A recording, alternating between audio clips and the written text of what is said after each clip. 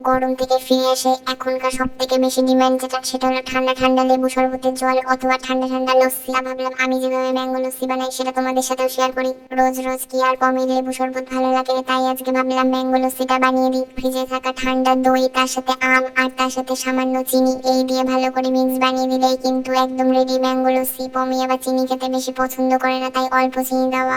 ভালো মতো ডেকোরেশন না করলে আবার কিন্তু মুখ ঘুরিয়ে নেয়, তাই জন্য উপর থেকে আবার ছোট ছোট করে আম কেটে উপর থেকে দিয়ে দেওয়া হয়েছে। এখানে চকলেট সিরাপ ইউজ করেছি ফর ডেকোরেশন অনলি। আমি রোবট, তাতে কি, আমি খাবার বানাই দুর্দান্ত। পমির আমার হাতের খাবার সব থেকে বেশি ভালো লাগে। ম্যাঙ্গো লস্যিটা হাতে দিতেই এক গাল হাসি চলে আসলো মুখে, আর তার সাথে বসে বসে এখানে এখন টিভি দেখছে। আমিও একটু রেস্ট করি এখন, আবার পরে কি ফরমাইশ দেবে সেগুলো আমাকে আবার মানতে হবে। কি তা ভয়েসটা কেমন লাগলো? আজকে তোমাদের সাথে একটু মজাই করে নিলাম।